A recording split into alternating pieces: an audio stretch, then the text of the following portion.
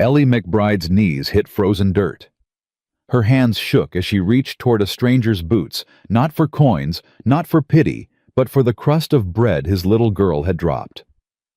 "Please," she whispered. "Just the crust, that's all." The man stopped walking. 5 children huddled in his wagon behind him watching. The youngest one, barely 2 years old, started crying. And in that moment, Caleb Thornton made a choice that would divide the whole town of Bitter Creek, Wyoming. This is their story. If you want to see how one loaf of bread changed 2 broken lives forever, subscribe to our channel and follow this story to the very end. Drop a comment telling me what city you're watching from. I love seeing how far these stories travel. November 1878. Bitter Creek, Wyoming Territory. Caleb Thornton hadn't slept in 3 days. Baby Ruthie wouldn't stop crying. The 2-year-old burned with fever, and nothing he did made it better. Cold rags, warm broth, holding her through the night while his other 4 children slept in piles like puppies, keeping each other warm because their father couldn't afford enough blankets. He needed medicine. He needed supplies before the first real snow trapped them on the ranch for months. He needed his wife back. But Martha had been in the ground for 2 years now, and wishing wouldn't change that. "Pa, Ruthie's coughing again." Sam's voice cut through the gray morning air. 12 years old, and already wearing the weight of a man on his thin shoulders. The boy sat in the wagon bed, holding his baby sister against his chest, patting her back, the way he'd watched his mother do 100 times before she died. Caleb climbed into the wagon seat and took up the reins. "We'll be in town within the hour. Doc Hayes will fix her up." "You promise?" Caleb didn't answer. He'd stopped making promises after the night Martha bled out in their bed, the stillborn baby boy beside her, while he stood helpless with bloody hands and useless prayers. "Tommy Ben, you watch your sisters," he called back. "Rosie, keep Ruthie warm." "Yes, Pa," came the chorus of small voices. The wagon lurched forward. 5 children, 5 mouths, 5 hearts he'd break if he couldn't keep this ranch running through winter. God help him, he was trying. Bitter Creek wasn't much of a town. A general store, a church, a saloon, a blacksmith, and a scattering of buildings that pretended to be civilization. But it was the only place within 30 miles to buy supplies, and Caleb had no choice. He pulled the wagon to a stop outside Harwell's general store. That's when he saw her. A woman knelt in the frozen mud beside the store's entrance. Her dress hung off her shoulders like a rag on a scarecrow. Her hair might have been brown once, might have been pretty, once fell in tangles around a face so gaunt her cheekbones looked ready to cut through skin. She wasn't begging. That was the strange thing.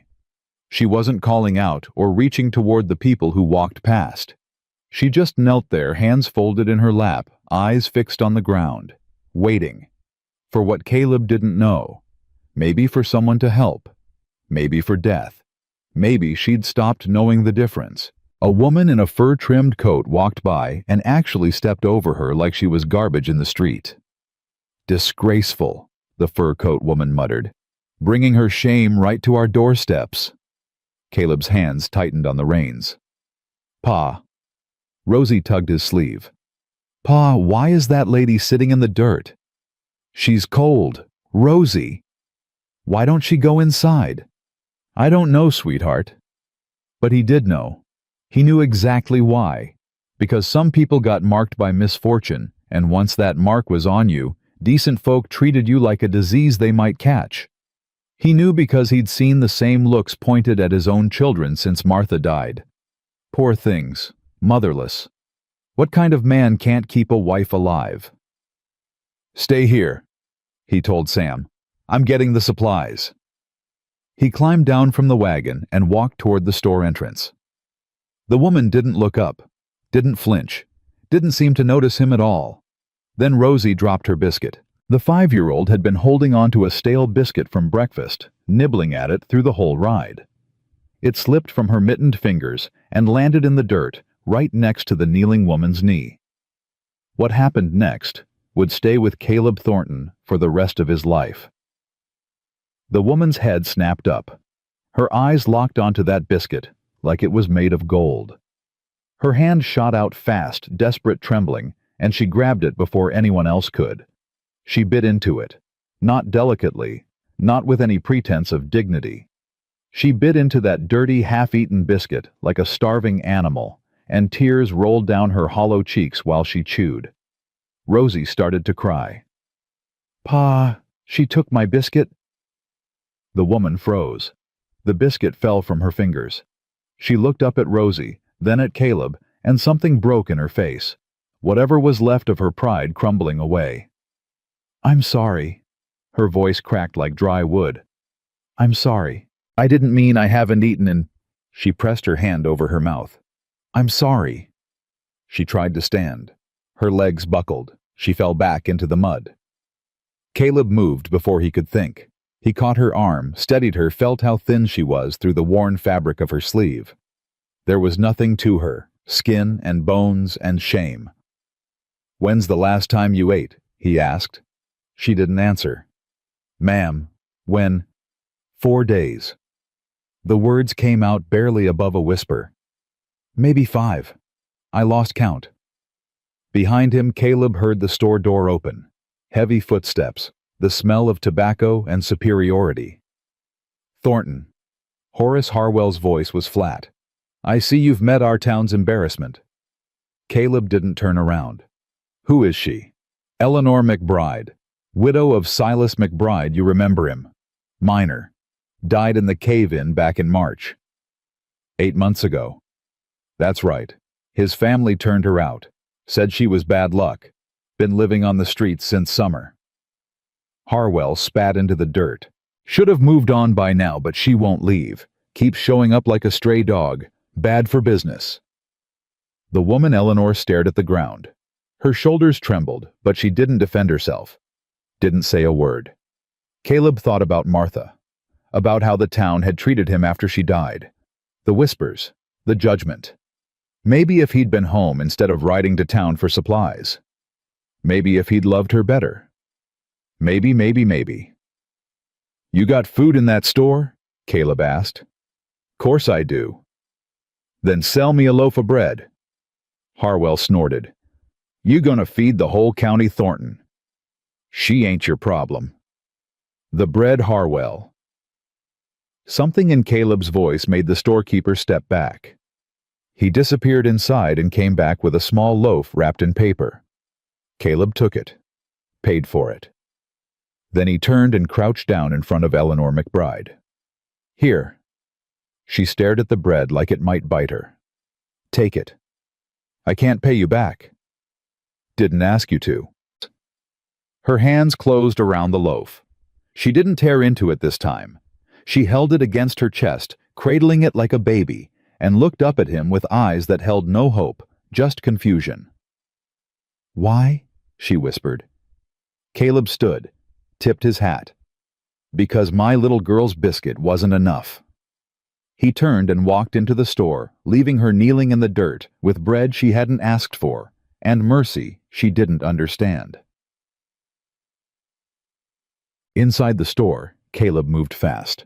Flour, salt, coffee, lamp oil. Medicine for Ruthie's fever, that was the most important thing. He set his items on the counter and waited while Harwell tallied them up. The storekeeper took his time, enjoying the power of making a customer wait. "That woman out there," Harwell said, scratching numbers onto paper. "You shouldn't encourage her. I gave her bread, that's all. Today it's bread. Tomorrow she's following you home." Harwell looked up. "You know what people will say about a widower taking in a strange woman, especially one with her reputation." Caleb's jaw tightened. What reputation? She was a mail-order bride. Married Silas McBride for his money. When he died, his family found out she couldn't have children. Said she tricked him. Said she was barren and knew it when she answered that advertisement. Harwell leaned forward. "Some folks say she's cursed. Everything she touches turns to ruin." "Some folks say a lot of things." I'm just warning you, Thornton. You've got enough troubles without adding her to the list. Caleb paid for his supplies and carried them out to the wagon without another word. Eleanor McBride was gone. The spot where she'd knelt was empty, just a depression in the frozen mud where her knees had pressed. Good, he thought. She got the bread. She moved on. That's the end of it. He loaded the supplies, climbed up to the wagon seat, gathered the reins. Pa. Sam's voice was strange, tight. What is it? That lady. She's behind the store. I think something's wrong. Caleb followed his son's gaze. Around the corner of Harwell's store, just visible in the narrow alley between buildings, a shape huddled against the wall. No, not his problem. He had 5 children to feed a sick baby to tend, and a 30-mile ride home before dark. Not his problem. Ruthie coughed. A wet, terrible sound. Tommy, hold your sister, Caleb said, climbing down from the wagon. I'll be right back. He walked around the corner of the store. Eleanor McBride sat slumped against the wall, the bread still clutched to her chest. Her eyes were closed. Her lips were blue. Ma'am. He crouched beside her. Ma'am, can you hear me? No response. He touched her forehead. Cold. Too cold. Her skin had a grayish tint that Caleb recognized. He'd seen it in cattle that froze to death during hard winters. He'd seen it in men who gave up. She was dying, right here behind a general store, while an entire town walked past, pretending she didn't exist. Ma'am. He shook her shoulder. Eleanor, wake up. Her eyes fluttered open, took a moment to focus. The bread, she mumbled. Don't take the bread. I'm not taking your bread. I'm trying to help you. Don't want help? Her voice was slurred, dreamy. Tired. Just tired. She started to close her eyes again. Caleb grabbed her shoulders. You got family somewhere, someone I can take you to. No. Friends. No. Anywhere to go. A sound came out of her, might have been a laugh, might have been a sob. Mister, if I had anywhere to go, you think I'd be dying behind a feed store. Caleb looked at her. Really looked. Past the dirt and the hunger and the despair. She was young. Younger than he'd first thought. Maybe 25, 26. Under different circumstances, she might have been pretty. Under different circumstances, she might have been someone's wife, someone's mother, someone's reason to come home. Instead, she was here. Alone. Forgotten. Left to die by a town full of church-going folks who'd step over her body and complain about the smell. He thought about his 5 children in the wagon, about baby Ruthie's fever, about the winter coming and the work that never ended and the loneliness that ate at him every night after the children fell asleep. He thought about Martha's grave on the hill behind their cabin, about the promise he'd made her at the end. Take care of them, Caleb. Don't let them grow up cold. He'd been failing at that promise, working himself to bone and still failing. Because one man couldn't run a ranch and raise 5 children alone. He'd known that since the day she died. He'd just been too stubborn to admit it. Can you work? He heard himself ask. Eleanor's eyes opened wider. What? Work. Can you do it? Cooking, cleaning, mending. Taking care of children. She stared at him like he'd grown a second head. I've got a ranch 30 miles north, he said. 5 children. The youngest is 2 and sick with fever. I need help. You need a roof and food. Seems like we can solve each other's problems. You don't know me. I know you're starving. I know you're freezing. I know that if I leave you here, you'll be dead by morning. She flinched. Maybe that's what I deserve. Maybe. Caleb stood and offered her his hand. But my children don't deserve to lose another woman who could have helped them. So, what do you say? You coming or not? Eleanor looked at his hand, looked at his face, looked past him toward the wagon, where 5 small faces peered around the corner. They'll talk, she said. The whole town will talk. Let them. They'll say things about you, about your children. They already say things. Been saying things since my wife died. Words don't feed my kids or fix my fences. She reached up. Her hand was ice cold when it gripped his. He pulled her to her feet and steadied her when she swayed. I won't be any trouble, she said. Ma'am, I've got 5 children under 12. Trouble's all I know. For just a moment, half a second, something flickered across her face. Not quite a smile, but something close. She followed him back to the wagon. The children stared. Sam's face was hard suspicious. Tommy just watched quiet and calculating. Ben looked curious. Rosie looked delighted she'd already forgotten about her stolen biscuit.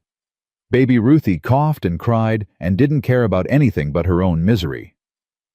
Children, Caleb said. This is Mrs. McBride. She's going to be helping out at the ranch for a while. Silence. She can have my seat, Rosie offered. I'll sit in the back with Ruthie. That's kind of you, sweetheart. Caleb helped Eleanor climb up onto the wagon seat. She moved like every bone in her body hurt. Sam, get one of those blankets. Mrs. McBride is cold. Sam didn't move. Why's she coming with us? Because she needs help and we need help. That's how the world works. Ma wouldn't like it.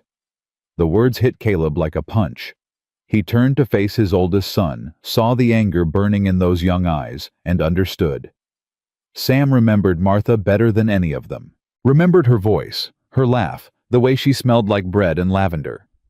He'd been old enough to understand what he lost when she died. Your ma, Caleb said quietly, would have been the first one to offer this woman a meal. You know that. Sam's jaw worked. He said nothing. But after a long moment, he reached for a blanket and threw it, not handed, threw toward Eleanor. She caught it, wrapped it around her shoulders. Didn't complain about the boy's rudeness. Smart woman, Caleb thought. She understood the situation better than he did. Thank you, Eleanor said softly. I know this is strange. I won't be in your way. I promise. Sam turned his back and stared at the horizon. Caleb climbed up to the driver's seat and took the reins. Yah! The wagon lurched forward. Behind them, Horace Harwell stood in the doorway of his store watching, arms crossed, face dark with disapproval. Caleb didn't look back. They were 5 miles out of town when Eleanor spoke again. Your baby's fever. How long? 3 days. Has she been keeping food down? Some, not much. Water. Caleb hesitated. She cries when I try to give her water. She needs to drink, even if she cries. Eleanor's voice had changed. Steadier now, more certain. Do you have honey at your ranch? Some. Mix a spoonful in warm water. Give it to her every hour. Small sips. It'll soothe her throat and keep her strength up. Caleb glanced at her. You know about doctoring. I know about keeping children alive. Her eyes stayed fixed on the road ahead. Before I came west, I worked in an orphanage, Philadelphia. We lost a lot of little ones to fever. She paused. I learned what worked and what didn't. In the wagon bed, Ruthie cried. That wet, rattling cough again. Pa, she's burning up, Tommy called. Worse than before. Eleanor didn't wait for permission. She climbed over the wagon seat into the bed, moving with surprising grace for a woman who'd been half dead an hour ago. Let me see her. She held out her hands to Sam, who was still clutching his baby sister. Please. Sam looked at his father. Caleb nodded. Slowly, reluctantly, Sam transferred the baby into Eleanor's arms. She cradled Ruthie against her chest, one hand pressing against the child's forehead. She's hot, but not dangerous yet. Has she been sleeping? Off and on, Caleb said. Good. Sleep is good. Eleanor rocked gently, humming something low and soft. Not a real song, just sounds. Comfort sounds. Ruthie's crying faded. Her little body relaxed. Her eyes drooped. Within minutes, she was asleep. Sam stared at Eleanor like she'd performed a miracle. How'd you do that? His voice was accusing but curious underneath. She never falls asleep that easy. Not since Ma died. Eleanor didn't look up from the baby's face. Babies know when someone's scared. When your pa holds her, he worries. She feels that worry. She adjusted the blanket around Ruthie's small form. I'm not her family. I've got no stake in what happens to her. So I'm not scared. And neither is she. It was a strange kind of logic, but it made sense. Caleb watched through the corner of his eye as his children shifted around Eleanor. Not accepting her not yet, but not pushing her away either. Rosie scooted closer. Are you going to live with us forever? Just for a while, sweetheart. My name's Rosie. That's Sam and Tommy and Ben and Ruthie. Ruthie cries a lot, but she's still nice. Those are beautiful names. Mama picked them. Rosie's voice dropped. She's in heaven now. Eleanor's arms tightened around the sleeping baby. I'm sure she's watching over you. Do you got a mama in heaven too? Yes, and a papa. That's sad. Yes, it is. Rosie reached out and patted Eleanor's arm. The gesture was so simple, so pure, that something shifted in the cold air. Caleb faced forward and kept driving. 30 miles to go. So, they reached the ranch as the sun sank behind the mountains, painting the sky red and gold. Caleb pulled the wagon to a stop in front of the cabin. Smoke rose from the chimney he'd left. The fire banked before he left, and it was still burning low. This is home, he said. Eleanor looked at the cabin, the barn, the fences stretching toward the tree line. Her face was unreadable. It's beautiful, she said. It's work. I know, but it's beautiful anyway. He helped her down from the wagon. Her legs were steadier now, but she still swayed. When's the last time you slept? He asked. I don't remember. There's a loft above the main room. It's warm. You'll sleep there. Where do the children sleep? With me. In the back room. She nodded. Didn't argue. Didn't ask questions. Sam carried Ruthie inside. Tommy and Ben hauled supplies. Rosie danced around Eleanor's feet, chattering about the chickens and the barn cat and the cow named Bessie. Caleb watched Eleanor take it all in. The cabin, the children, the life she'd stumbled into. She caught him looking. Thank you, she said, for not leaving me there. Thank me after you survive a week with 5 children. That almost smile flickered across her face again. I've survived worse. He believed her. That night, Caleb sat by the fire long after the children were asleep. Eleanor had climbed to the loft hours ago, exhausted beyond words. The cabin was quiet, except for the crackle of burning logs. On the wall hung Martha's wildflower quilt. He stared at it, tracing the stitches with his eyes. I don't know what I'm doing, he whispered to the empty room. I don't know if this is right. The quilt didn't answer. He banked the fire and went to bed. Above him in the loft, Eleanor McBride slept without nightmares for the first time in 8 months. Neither of them knew that their troubles were just beginning. 3 days passed before Ruthie's fever broke. Eleanor stayed by the baby's side through every hour of it. She dripped honey water between cracked lips, changed sweat-soaked blankets, hummed lullabies she'd learned in the Philadelphia orphanage. Caleb watched from the doorway, useless as a broken plow, while this stranger did what he couldn't. On the 3rd night, Ruthie opened her eyes and smiled. Pa, she said. Just that, just Pa. But it was the first clear word she'd spoken in a week. Caleb crossed the room in 2 strides and scooped his daughter into his arms. She felt lighter than air, fragile as glass, but alive. Thank God. He breathed into her hair. Thank God. Eleanor stood and stepped back, giving them space. Her face was gray with exhaustion. Dark circles carved hollows under her eyes. She'd barely slept since arriving, barely eaten, but she hadn't complained once. She'll need rest, Eleanor said quietly. And broth. Nothing heavy for a few days.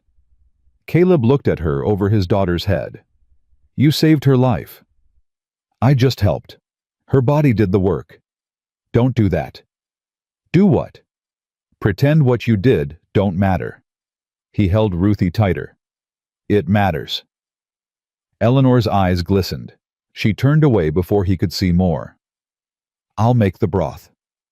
She walked to the stove, back straight, hands steady. But Caleb noticed how her shoulders shook when she thought no one was looking. Sam noticed too. The boy stood in the corner, arms crossed, watching Eleanor with those suspicious eyes that had become permanent since his mother died. He'd barely spoken to her in 3 days. Barely acknowledged her presence, except to glare. Now he uncrossed his arms. Took a step forward. Stopped.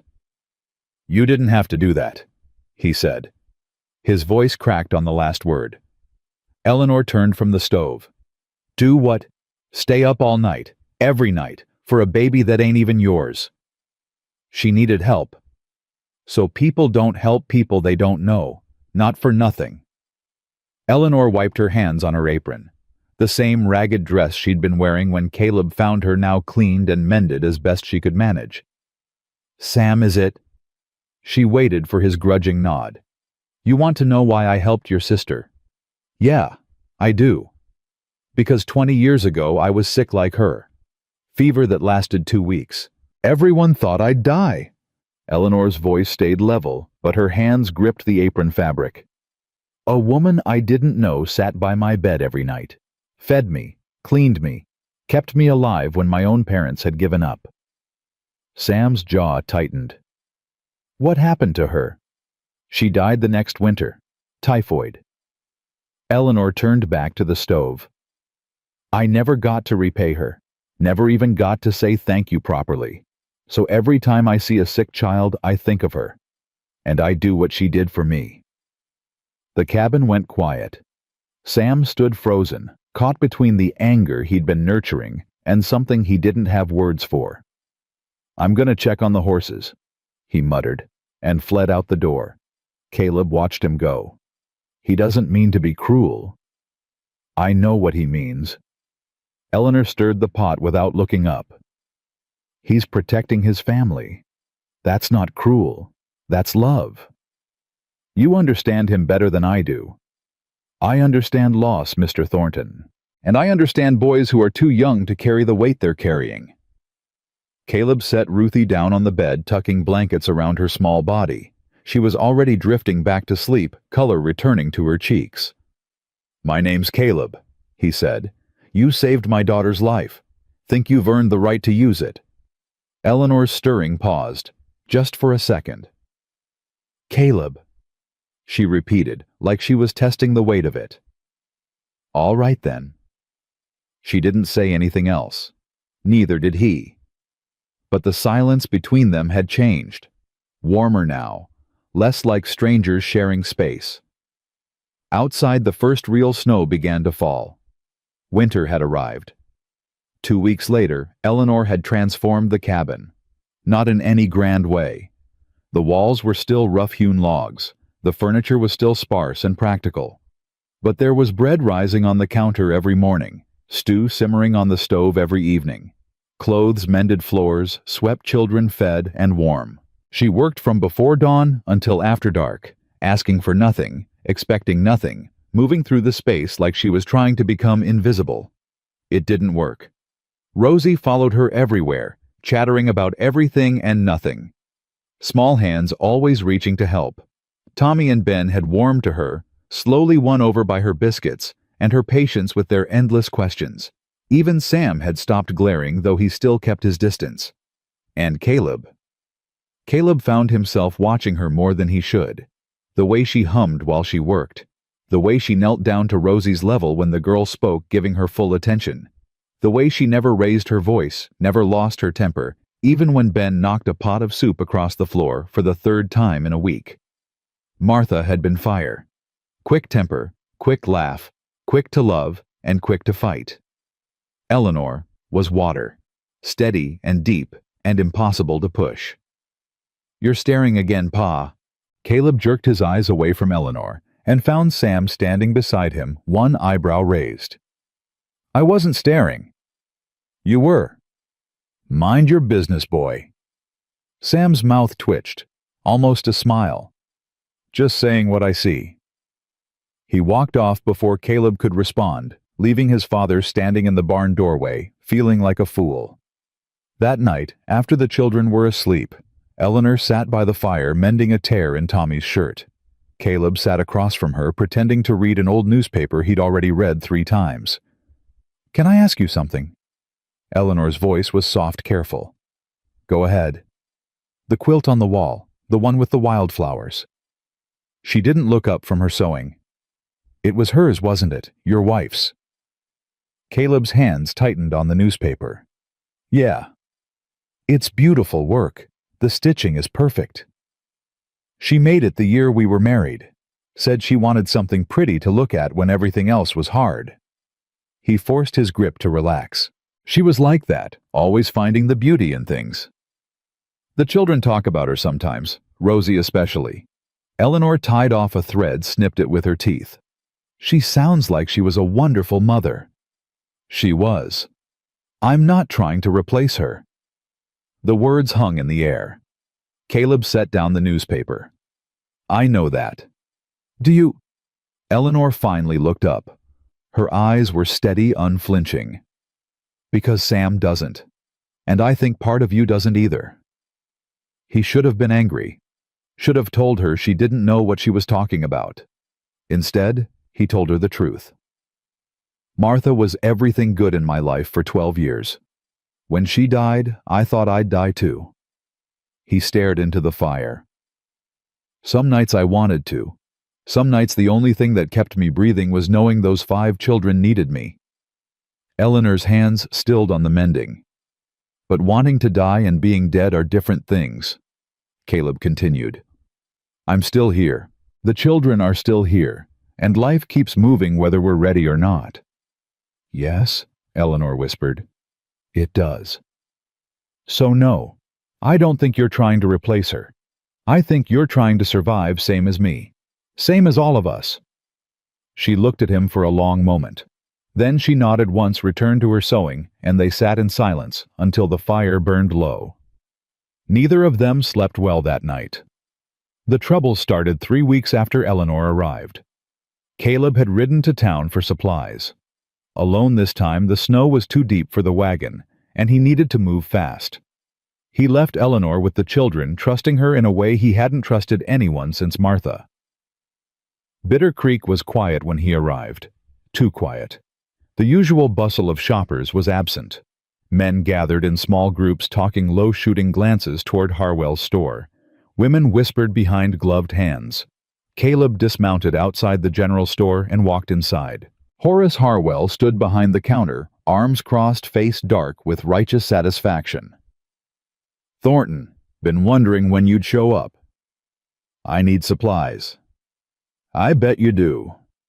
Harwell didn't move to help him. "Heard you've been keeping that McBride woman at your place." "She works for me." "That's what you call it." Harwell snorted. "Whole town's talking. A widower and a widow living together, no marriage, no chaperone. Just think of those poor children." Caleb's hands curled into fists at his sides. "Those children are fed warm and healthy. That's more than they've been since their mother died." "Maybe so. But Reverend Crane's been asking questions. And Judge Whitfield." Harwell paused, letting the name land. "Well, the judge has opinions about proper Christian households." Judge Whitfield. The name sent ice down Caleb's spine. He knew Whitfield. Everyone in the territory knew Whitfield. The man owned half the county and wanted the other half. He'd tried to buy Caleb's land 3 times. Each time, Caleb had refused. "What's Whitfield got to do with my household?" Harwell smiled. It wasn't a nice smile. "Word is the judge thinks a man who'd bring a strange woman into a house with 5 children might not be fit to raise them. Word is he's been talking to folks about custody laws, about what happens when a father can't provide proper moral guidance." The blood drained from Caleb's face. He wouldn't. Wouldn't he? Man's got 3 sons and no grandchildren yet. I hear he's been eyeing your land for years. And your oldest boy, Sam, isn't it strong, kid? Good worker. The kind of boy a man might want to take under his wing. Caleb moved before he could think. His hand shot across the counter and grabbed Harwell's collar, yanking the storekeeper forward until their faces were inches apart. "You tell Whitfield, if he comes near my children, I'll kill him." Harwell's eyes went wide with fear, and something else. Triumph. Threatening a territorial judge. Thornton in front of witnesses. He gestured toward the other customers in the store, all watching with hungry eyes. That's exactly the kind of behavior that makes a man unfit. Caleb released him, stepped back. His hands were shaking. "Get out of my store," Harwell said, smoothing his collar. "And enjoy your time with that McBride woman while it lasts." Caleb rode home through the snow, driving his horse harder than he should. His mind raced faster than the animal's hooves. Whitfield. Of course it was Whitfield. The man had wanted Caleb's land for years. The ranch sat on the only reliable water source for 20 miles. Without it, Whitfield couldn't run cattle through the Eastern Valley, couldn't expand his empire. He'd offered to buy. Caleb refused. He'd offered to partner. Caleb refused. Now, he'd found another way. When Caleb burst through the cabin door, Eleanor looked up from the pot she was stirring. One look at his face, and her own went pale. "What happened?" "We need to talk. Outside." She set down the spoon and followed him into the cold. The children's laughter echoed from inside the cabin, Rosie playing with Ruthie, Tommy, and Ben, arguing about something pointless. Normal sounds. Safe sounds. "Tell me," Eleanor said. Caleb told her. All of it. Whitfield, the threats, the custody laws, the trap that had been laid for them both. When he finished, Eleanor was silent for a long moment. "I should leave." "No." "Caleb, if I stay, they'll take your children. I won't be responsible for—" I said no. He grabbed her shoulders, forcing her to look at him. "You leave now, they'll say I admitted guilt. They'll say I was hiding something. It won't stop Whitfield, it'll just make him bolder." "Then what do we do?" "I don't know yet, but running ain't the answer." Eleanor's eyes searched his face. "Why? Why what? Why do you care? You barely know me. 3 weeks ago I was dying in the dirt behind a feed store. If I left tomorrow, your life would be easier." "Maybe." He released her shoulders. "But my life being easier ain't the same as my life being right. That doesn't answer my question." Caleb turned away, staring at the white expanse of snow that surrounded them. "My wife used to say that God puts people in our path for a reason, that there ain't no such thing as accidents." He paused. "I stopped believing in God the day she died. But I still believe in reasons. What reason could there be for this?" "I don't know yet." He looked back at her. "But I'm not giving up until I find out." Eleanor stared at him. Snow fell between them, soft and relentless. "You're either the bravest man I've ever met," she said, "or the stupidest." "Probably both." She almost smiled. Almost. "All right, Caleb Thornton. If we're going to fight, then let's fight." They walked back inside together, shoulders nearly touching, united against a storm they couldn't yet see. A week later, Judge Whitfield came to call. The man arrived in a black carriage, pulled by 2 matched horses, accompanied by Reverend Crane and a nervous-looking young man Caleb didn't recognize. Eleanor saw them first. She was hanging laundry in the dead of winter, because the children went through clothes faster than she could wash them when the carriage crested the hill. She dropped the sheet she was holding and ran inside. "They're coming." Caleb was at the table helping Ben with his letters. He stood slowly, his face hardening into stone. "Sam, take your brothers and sisters to the barn. Don't come out until I say." "Pa?" "Now." Sam gathered the younger children with an efficiency born of crisis and herded them out the back door. Ruthie cried at the interruption. Rosie demanded to know what was happening. But Sam's face was grim, and he didn't slow down. Caleb walked to the front door. Eleanor moved to stand behind him. "You should stay out of sight," he said. "No." "Eleanor, if this is about me, I need to be here." Her voice was steady. I won't hide while you fight my battles." He wanted to argue, didn't have time.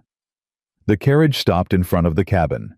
Judge Whitfield stepped down first, a heavy man in an expensive coat with small eyes that missed nothing. Reverend Crane followed, Bible clutched to his chest like a shield. The young man came last, carrying a leather satchel. "Mr. Thornton." Whitfield's voice was smooth as oil. "Good to finally visit your establishment." "Judge." "Reverend." Caleb didn't move from the doorway. "This is unexpected." "Is it?" Whitfield smiled. "I should think you'd be expecting us. After all, the whole territory is talking about your arrangement." Eleanor stepped forward, standing beside Caleb. "If you have something to say about me, sir, say it to my face." Whitfield's eyes flickered to her, assessed her, dismissed her. "Mrs. McBride, I've heard so much about you." "I'm sure you have. The widow who couldn't give her husband children, the woman his family cast out, the beggar who—" He paused, savoring the word. "Seduced a grieving widower into taking her in." "That's a lie." "Is it?" Whitfield gestured to the young man, who opened his satchel and produced a sheaf of papers. "I have here statements from a dozen upstanding citizens of Bitter Creek, all testifying to Mr. Thornton's moral failures." Caleb's jaw tightened. "Those statements aren't worth the paper they're written on." "A judge will decide that." Whitfield's smile widened. "Which brings me to the purpose of my visit. Mr. Thornton, I am here to inform you that a petition has been filed with the Territorial Court seeking to remove your children from your custody on grounds of moral unfitness." The words hit Caleb like a physical blow. "You can't do that." "I can, and I have." Whitfield reached into his coat and produced a folded document. "This is a summons. You are required to appear before the Territorial Court in Cheyenne 3 weeks hence to answer these charges." "Cheyenne is 100 miles away." "Yes, in winter, with 5 children." Whitfield's eyes gleamed. "Quite a journey. Of course, if you'd prefer to avoid the trouble, we could come to an arrangement." There it was, the real purpose of this visit. What kind of arrangement? Simple. You sign over your land to me at a fair price, of course, and I make these legal troubles disappear. You take your children, your housekeeper, and you start fresh somewhere else. And if I refuse, then I take your children. Whitfield's voice hardened. "One way or another, Mr. Thornton, I will have what I want. The only question is whether your children suffer in the process." Caleb lunged forward. Eleanor caught his arm, held him back. "Don't," she hissed. "That's what he wants." Whitfield chuckled. "Listen to your woman, Thornton. She's smarter than you are. Get off my land." "I'm leaving, but I'll be back." He turned and walked toward his carriage. 3 weeks, Mr. Thornton. Think carefully about your choice." The carriage rolled away, leaving tracks in the snow like scars. Caleb stood motionless, Eleanor's hand still on his arm. "He can't do this," she said. "Surely the court won't take children from their father over gossip." "Whitfield owns the Territorial Court, or enough of it." Caleb's voice was hollow. "He's been planning this for months, maybe years. Then we fight. With what I've got, no money for lawyers, no connections, no power." "You have the truth." Caleb laughed. It was not a kind sound. "The truth? You think the truth matters to men like Whitfield? He could burn this cabin to the ground, and the court would rule it an accident." Eleanor released his arm, stepped back. Her face had gone hard in a way he'd never seen before. "My husband was a miner," she said slowly.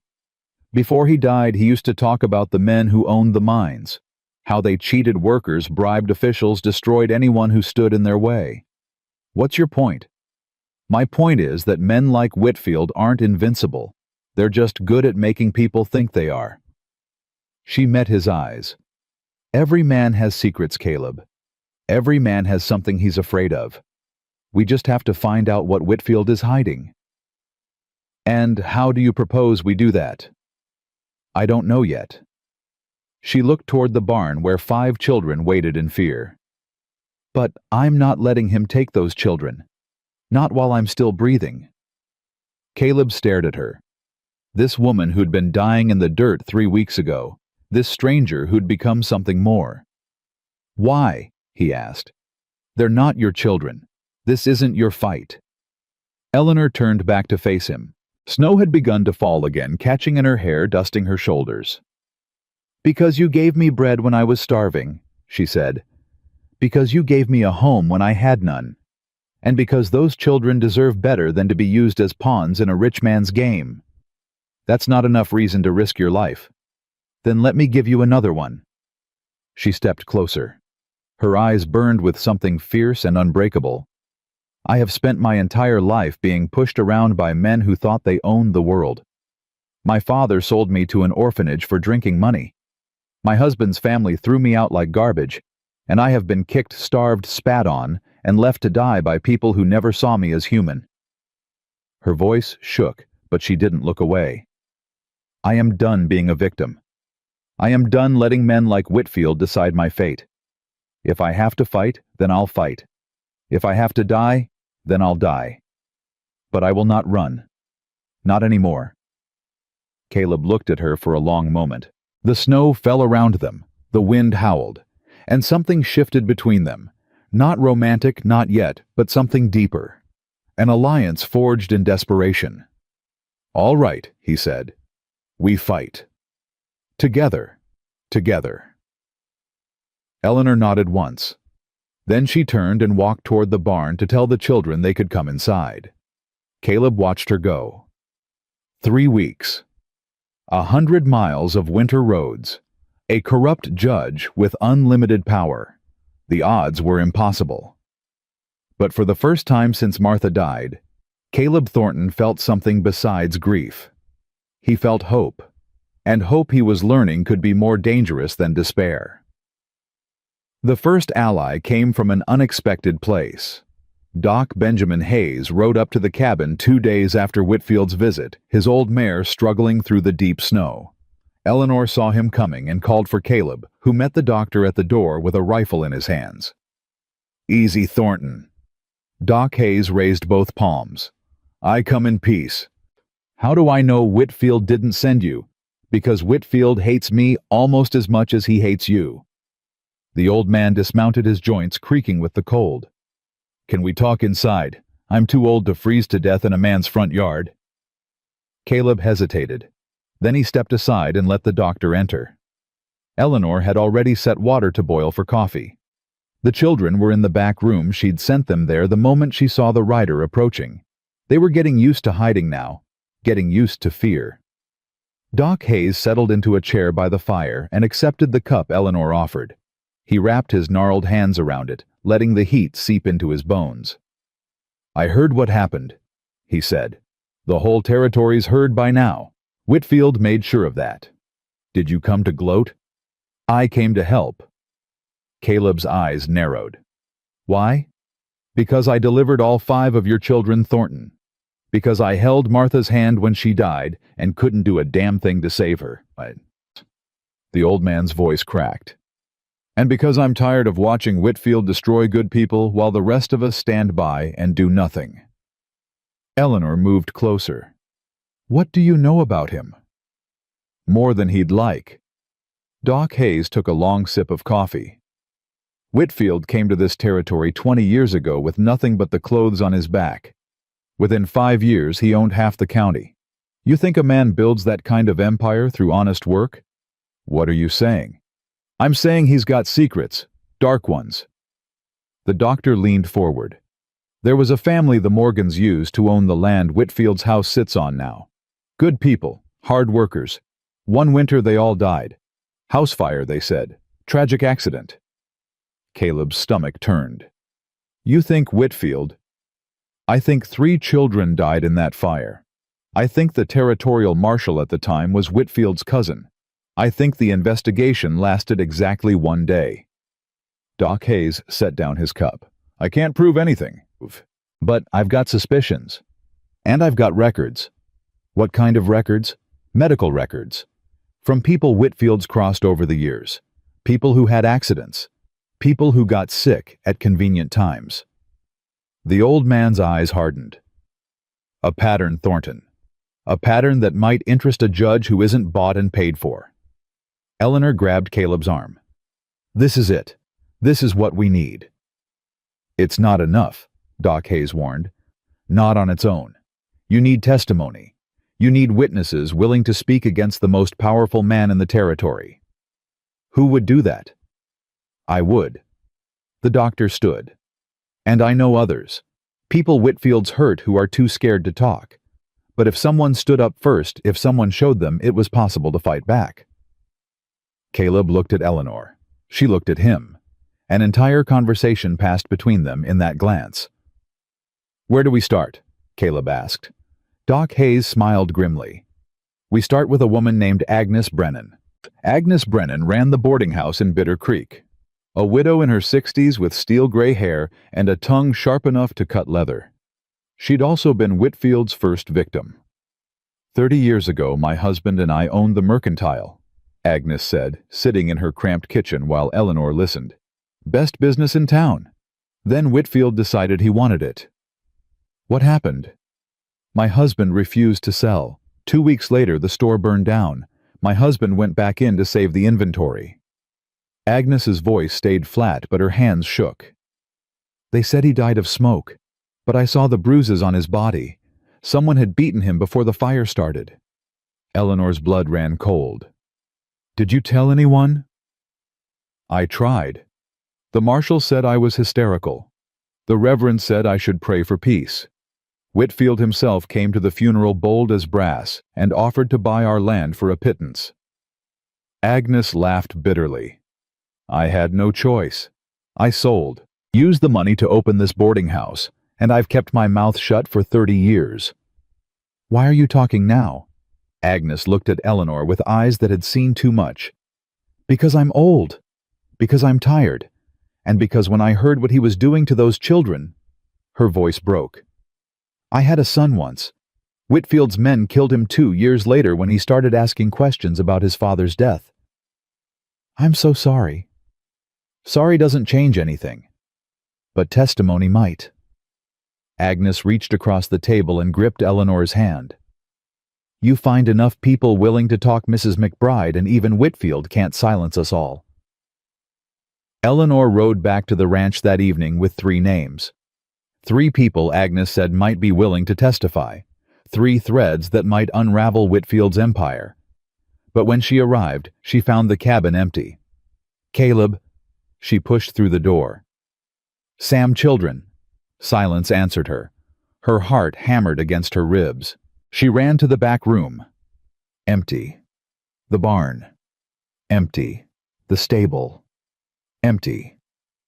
Then she saw the note pinned to Martha's wildflower quilt. Come to the old mill. Come alone. Or the boy dies. Eleanor's knees buckled. Sam. They had Sam. She didn't think. Didn't plan. She grabbed Caleb's rifle from above the door and ran for the horse. The old mill sat 3 miles north of the ranch, abandoned for years. Eleanor arrived as the last light faded from the sky, her fingers numb on the rifle, her breath coming in ragged gasps. 2 men waited outside, rough-looking, armed. Mrs. McBride. One of them smiled, showing broken teeth.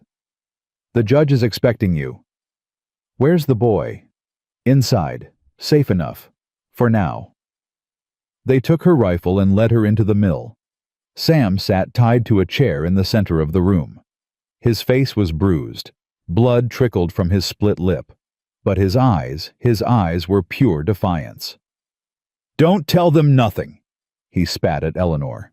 Whatever they want, don't... One of the men backhanded him. Sam's head snapped to the side, but he didn't cry out. Eleanor lunged forward. Leave him alone. Spirited, isn't she? Judge Whitfield stepped out of the shadows, brushing dust from his expensive coat. I can see why Thornton likes you. What do you want? The same thing I've always wanted. The land, the water rights, everything Caleb Thornton refuses to give me. So you kidnapped a child? I acquired leverage. Whitfield circled her slowly. Here's what's going to happen, Mrs. McBride. You're going to go back to that ranch. You're going to convince Thornton to sign over his property. And then you're going to disappear. Leave the territory. Never come back. And if I refuse? Whitfield nodded to one of his men. The man drew a knife and held it to Sam's throat. Then this boy dies. And then his brothers. And his sisters. One by one, until Thornton has nothing left. Sam's eyes met Eleanor's. He shook his head. Don't do it. I'll tell everyone what you've done, Eleanor said. Doc Hayes knows. Agnes Brennan knows. You can't silence all of us. Can't I? Whitfield's smile was ice. Hayes is an old drunk. Brennan is a bitter widow. Who's going to believe them over me? The truth. The truth is whatever I say it is. Whitfield grabbed her chin, forcing her to look at him. You're nothing, Mrs. McBride. A beggar. A barren woman no one wanted. You have no power here. Eleanor's hands trembled. Not with fear, with rage. You're wrong, she whispered. Am I? Thornton won't sign. Even if you kill me. Even if you kill the boy. He'll hunt you down and put a bullet in your skull. Whitfield's eyes flickered, just for a second, but Eleanor saw it. He was afraid of Caleb. Take her back to the ranch, Whitfield ordered. Keep the boy. When Thornton signs, we'll release him. Pa won't sign, Sam said. He ain't a coward like you. Whitfield backhanded the boy himself this time. Sam's chair, tipped backward, crashed to the floor. Enough, Eleanor screamed. I'll do it. I'll convince him. Just stop hurting the boy. Whitfield straightened his coat. I knew you'd see reason. They dragged her out of the mill and threw her onto her horse. One of the men rode beside her, gun drawn all the way back to the ranch. Caleb was waiting on the porch. He'd returned from town to find the cabin empty, the note gone, and Eleanor's tracks leading north. He'd saddled his horse and was about to ride after her when she appeared on the horizon. The moment she dismounted, he grabbed her shoulders. Where's Sam? Where is he? Whitfield has him. The words tore out of her. At the old mill. He says if you don't sign over the ranch, I'll kill him. Caleb, wait. But he was already running for his horse. Eleanor caught his arm, held on with all her strength. Listen to me. He's got men. Armed men. If you ride in there alone, you'll die, and Sam will die, and the other children will have no one. What am I supposed to do? Let him have my son. We need help. Doc Hayes, Agnes, the others. We get them together. We go to the territorial marshal in Cheyenne. That's 100 miles. Sam doesn't have that kind of time. Then we find another way. Eleanor's voice steadied. Whitfield is scared, Caleb. I saw it. He's scared of you, and he's scared of what happens if the truth comes out. We use that. We make him more afraid of exposing himself than he is of letting Sam go. Caleb's chest heaved.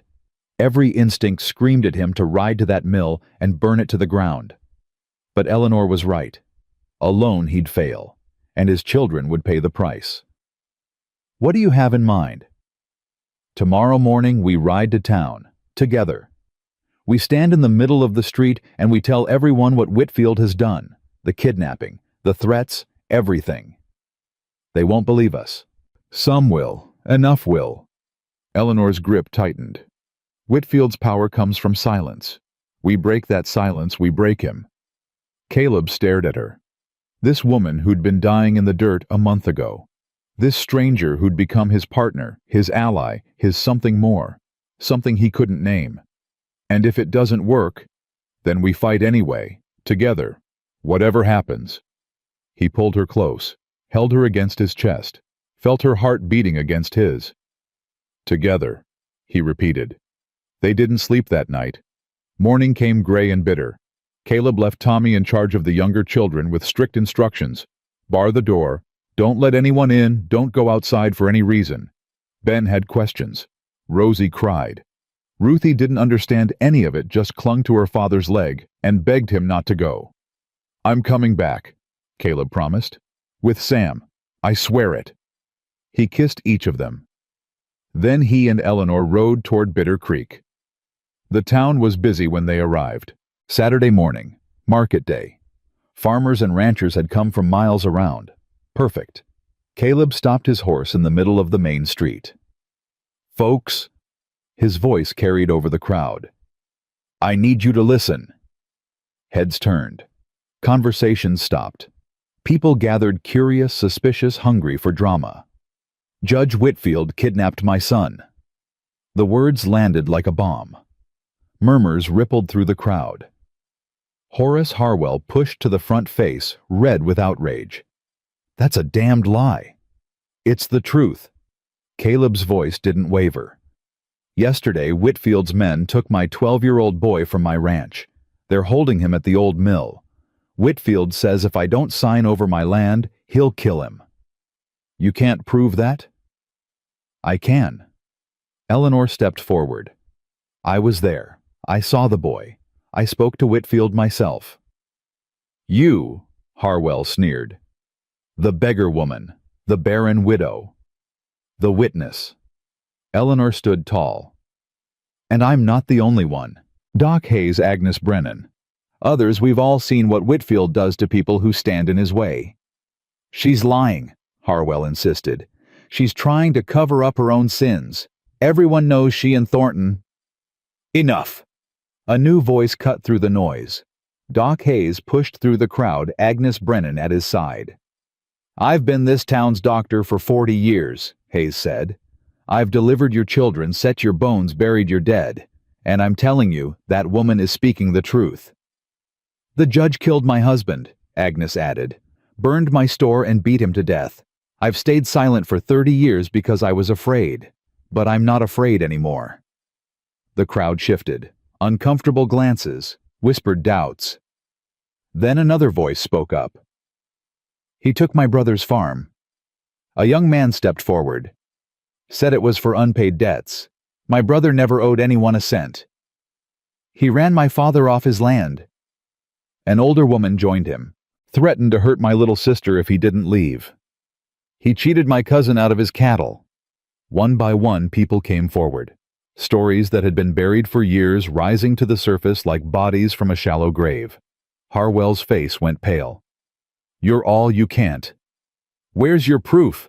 someone shouted at him. "Where's the judge's proof that any of what he says is true?" "He's a judge. He doesn't need. He's a murderer." Agnes Brennan's voice rang out. "And a thief. And I'll say so to any court in the territory." The crowd turned ugly. Men who'd been Whitfield's supporters moments ago now looked uncertain. Women who'd snubbed Eleanor were whispering to each other, doubt creeping into their eyes. And then the carriage arrived. Judge Whitfield himself, flanked by armed men, drove into the center of the crowd. He stepped down from the carriage, face composed, eyes cold. "What's all this?" Caleb stepped forward. "Where's my son?" "I don't know what you're talking about." "You're a liar." Whitfield's men reached for their guns. Caleb's hand dropped to his hip. Eleanor's breath caught. "Careful, Thornton." Whitfield's voice was silk over steel. "You're making very serious accusations. In front of witnesses." "Good. I want witnesses." Caleb gestured to the crowd. "These people know what you are. They've always known. They were just too scared to say it." "Scared?" Whitfield laughed. "Of me, I'm a servant of the law."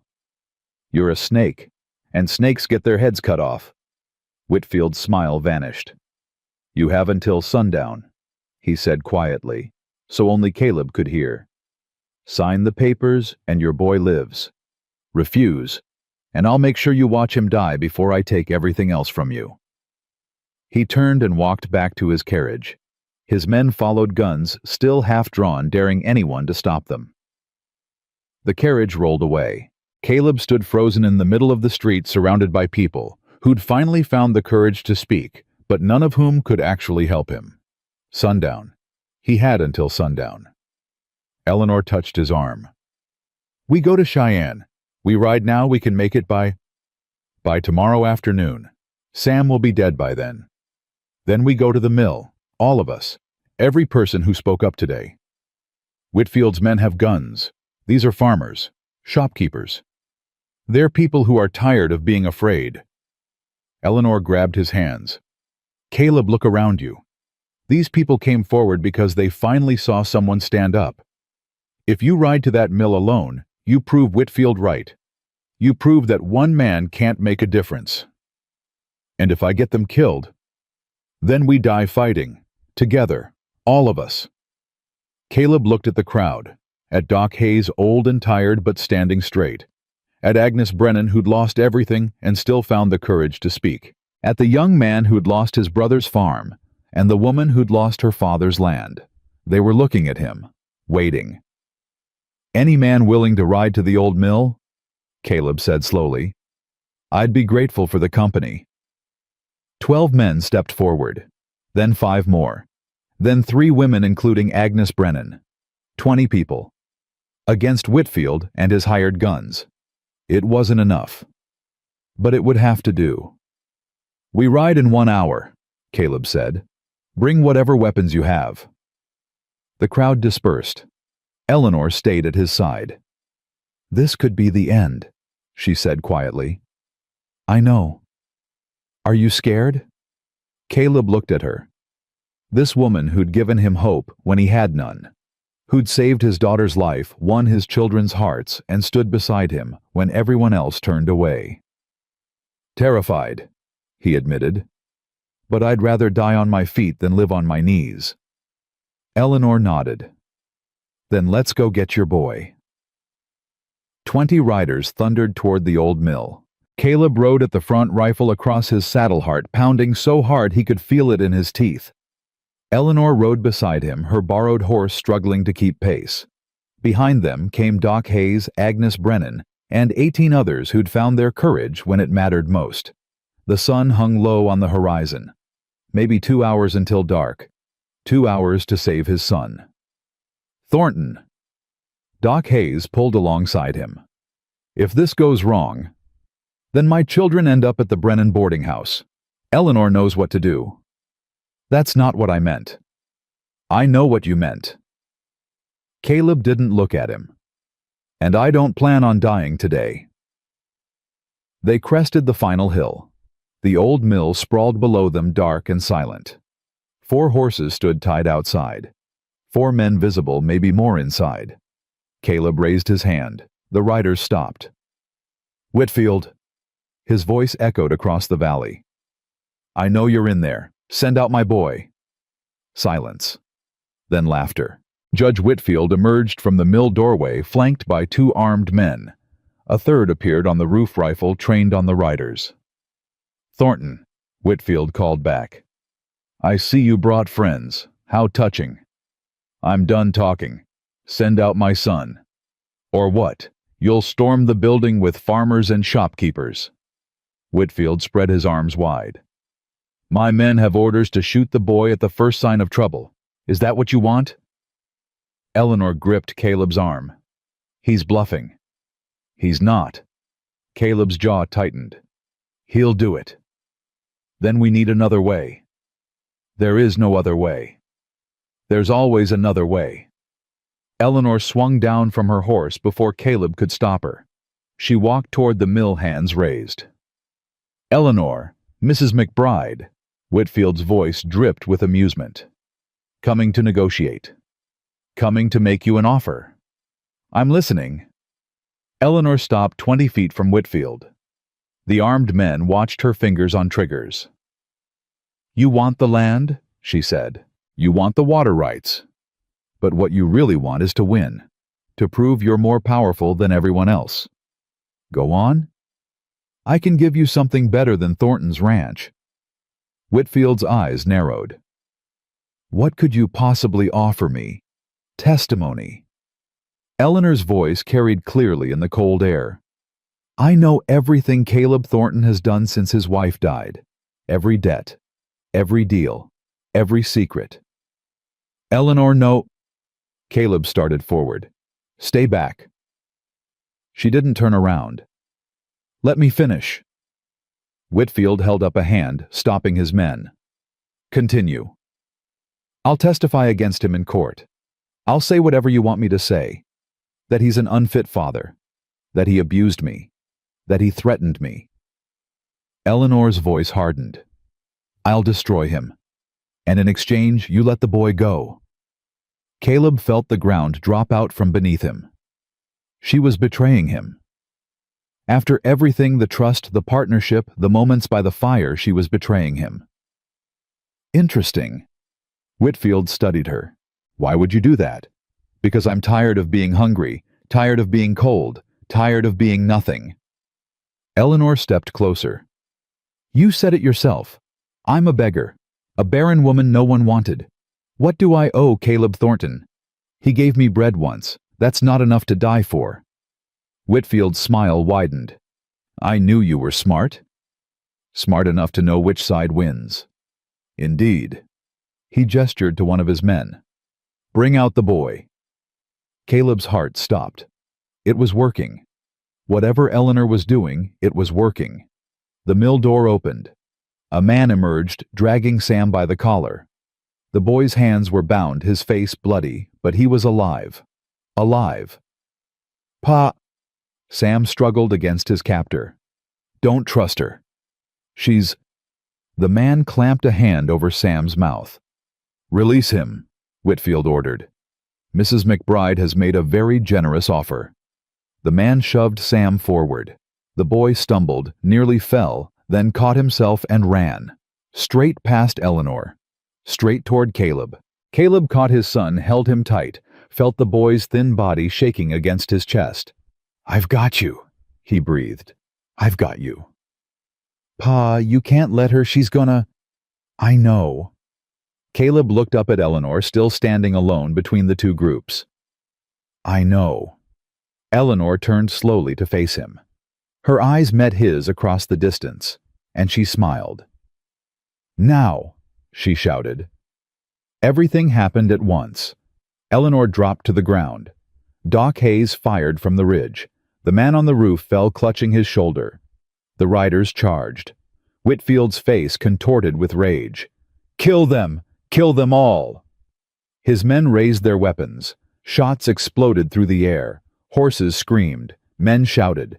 Caleb shoved Sam behind a rock and raised his rifle.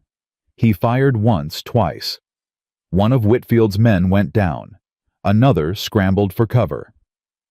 Thornton! Agnes Brennan's voice cut through the chaos. He's running. Caleb spun. Whitfield was fleeing toward the back of the mill where a horse waited. Not this time. Caleb sprinted after him, abandoning cover, abandoning caution. He tackled Whitfield just as the man reached his horse and they both crashed to the frozen ground. Whitfield was soft. Years of easy living had made him slow, but he fought dirty. His fingers clawed at Caleb's eyes. His knee drove toward Caleb's groin. Caleb caught his wrist twisted, heard something crack. Whitfield screamed. Where's your power now? Caleb pinned him to the ground. Where's your money? Your connections? Your bought judges? You can't, you'll hang for this. Maybe. Caleb pressed his forearm against Whitfield's throat. But you'll hang first. Caleb. Eleanor's voice calm and steady. Don't. He looked up. She stood over them, a rifle in her hands. His rifle, the one Whitfield's men had taken from her at the mill. He deserves to die. He deserves to answer for what he's done. In front of everyone. She met his eyes. Kill him now and he wins. He becomes a martyr. His friends say you murdered him. Your children lose their father to the gallows. He took my son. And your son is alive. Because you came for him. Because you didn't give up. Eleanor knelt beside them. This isn't over, Caleb. We have witnesses now. We have testimony. We can destroy him the right way. The legal way. Caleb's arm trembled against Whitfield's throat. Every instinct screamed at him to squeeze. To end this. To make sure Whitfield could never threaten his family again. But Eleanor's eyes held him steady. Please, she whispered. Trust me. He released Whitfield. The judge gasped, clutching his throat, rolling onto his side. Eleanor stepped back, rifle still trained on him. "It's over, Whitfield," she said. "The whole territory will know what you've done by tomorrow. Your money can't buy silence anymore." Whitfield looked up at her, hatred burning in his eyes. "You tricked me. I outsmarted you. There's a difference. You'll pay for this, both of you. I have friends in Cheyenne. You have nothing." Doc Hayes appeared leading a group of riders. Whitfield's men were disarmed, bound, surrounded. "Your men are under citizen's arrest. Tomorrow they'll be transported to Cheyenne to face charges. And so will you. You can't arrest me. I'm a judge. You're a criminal." Hayes pulled out a sheaf of papers. 20 years of medical records. Suspicious deaths. Mysterious accidents. Patterns that any honest court will recognize. He crouched down to meet Whitfield's eyes. "You made one mistake, Judge. You thought no one was keeping track." They bound Whitfield's hands, loaded him into a wagon. His men followed, silent and sullen. Caleb stood apart from the others, watching. Sam pressed against his side, refusing to let go. Eleanor approached slowly. "Are you all right?" "You could have told me."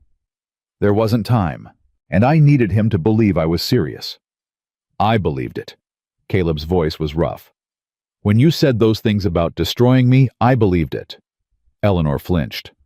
"I'm sorry, I didn't—" "Don't be sorry." He reached out, took her hand. "You saved my son.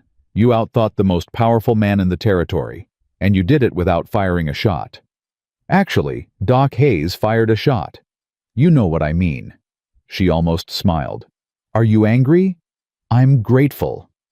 He squeezed her hand. "And I'm sorry I doubted you, even for a second." "You didn't doubt me. You were scared. There's a difference." Sam looked between them, confusion and exhaustion warring on his young face.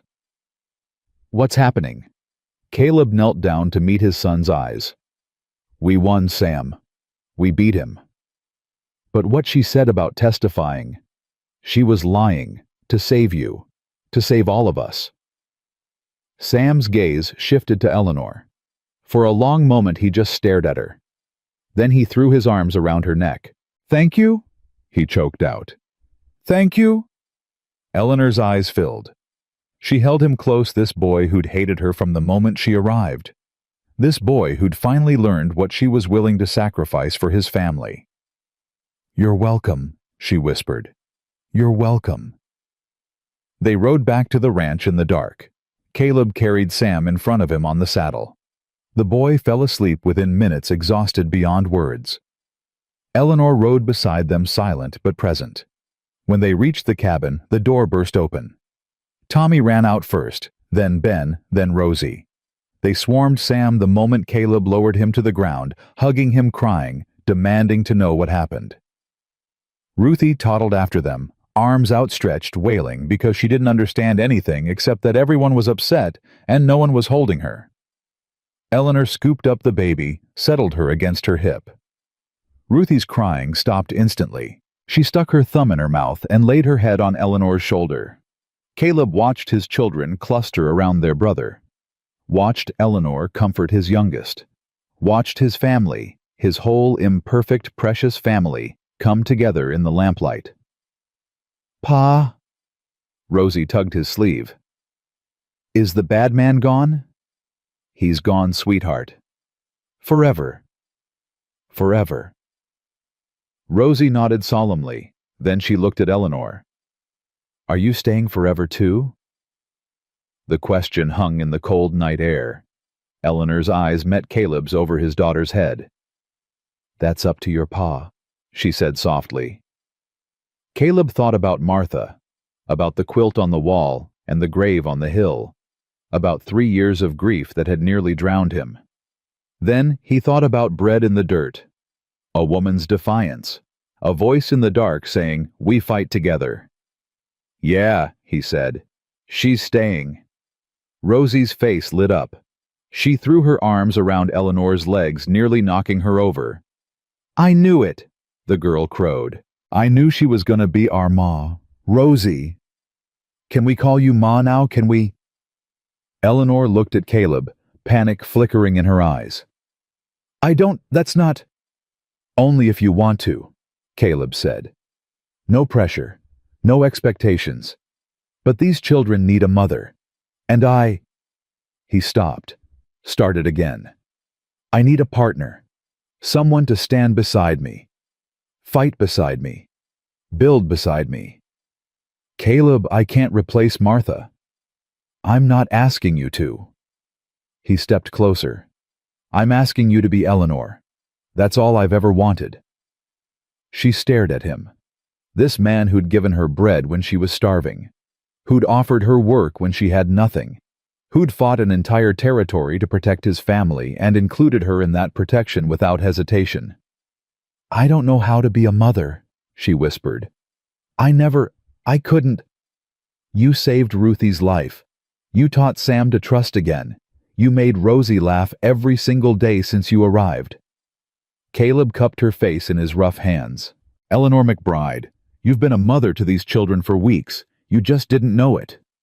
Tears slipped down her cheeks. I'm scared, she admitted. So am I. What if I fail? Then we fail together.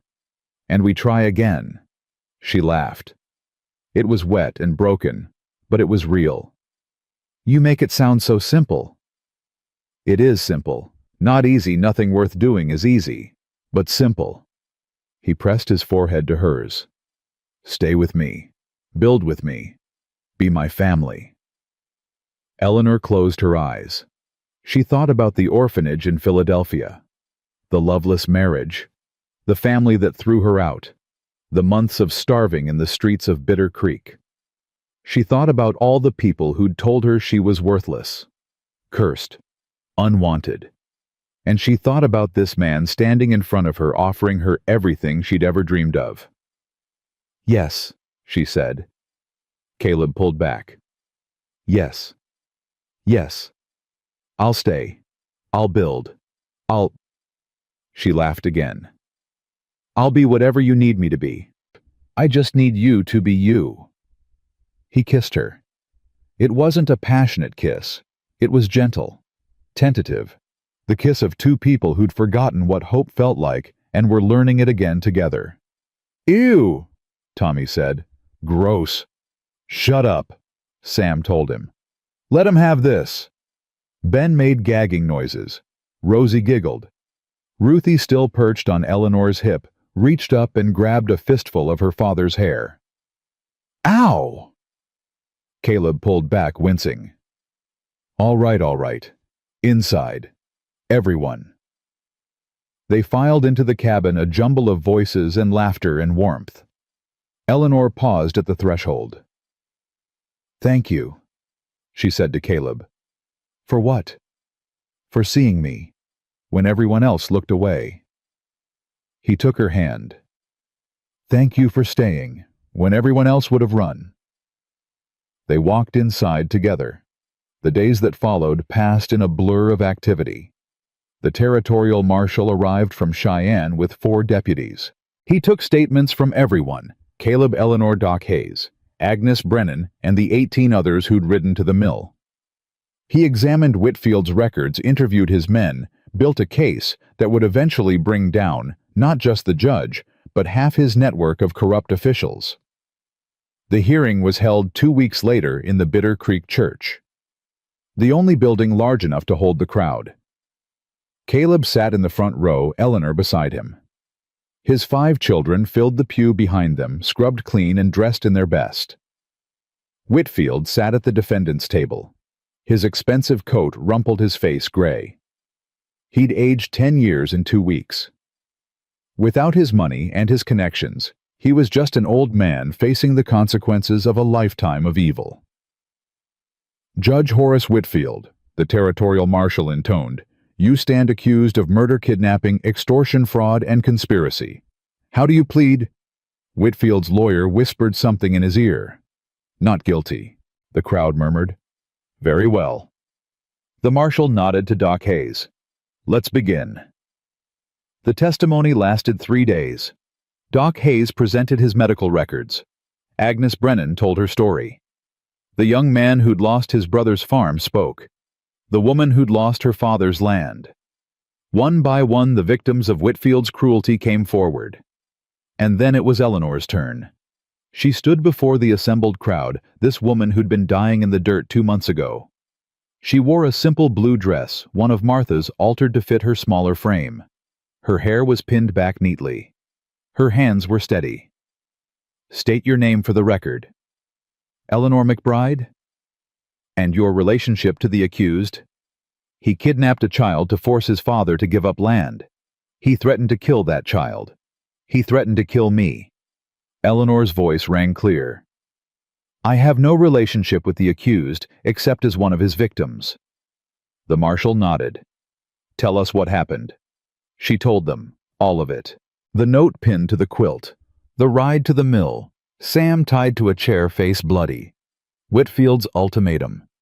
He said if Mr. Thornton didn't sign over his ranch, he would kill Sam, and then the other children, one by one. "And what did you do?"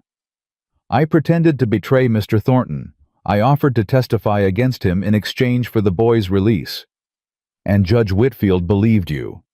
Eleanor looked directly at Whitfield. "He believed me because he couldn't imagine anyone choosing loyalty over survival. He couldn't imagine anyone being willing to sacrifice themselves for someone else's children." Whitfield flinched. "But you weren't really going to betray Mr. Thornton." "No. I was buying time, waiting for Doc Hayes to get into position, waiting for the chance to turn the tables. And it worked. It worked." Eleanor's voice softened. "Because I wasn't alone. Because the people of this territory finally stood up against a bully. Because sometimes when good people come together, even the most powerful man in the world can't stop them." The crowd stirred. Heads nodded. Someone in the back said, "Amen." "Thank you, Mrs. McBride." The marshal made a note. "You may step down." Eleanor returned to her seat. Caleb took her hand and didn't let go. The verdict came on the 4th day. Judge Horace Whitfield, this court finds you guilty on all counts. You are hereby sentenced to 20 years in the territorial prison with no possibility of early release. The gavel fell. The crowd erupted. Whitfield slumped in his chair, all the fight gone out of him. His men had already been sentenced 10 years each for the gunmen, 5 for the others. His fortune was being seized to compensate his victims. His empire was crumbling. Caleb stood. Eleanor stood with him. "It's over," she breathed. "It's really over. The hard part is." Caleb pulled her close. "Now comes the rest of our lives." Outside the church, the crowd gathered. Some came to congratulate them. Others came to apologize for the gossip, the judgment, the times they'd looked away. Horace Harwell was notably absent. "Pa." Sam appeared at Caleb's elbow. "Can we go home now?" Caleb looked at his son, at the bruises that were finally fading, at the boy who'd been through hell and come out the other side. "Yeah, son, we can go home." The 5 Thornton children climbed into the wagon. Caleb and Eleanor took the driver's seat. Behind them, the people of Bitter Creek watched them go. Some waved. "Caleb," Eleanor's voice was quiet. "Yeah. We should get married." He nearly drove the wagon off the road. "What?" "I mean, if you want to. After everything I just thought." "Yes. Yes. Yes." He looked at her, this woman who'd changed everything. "But I'm doing it proper.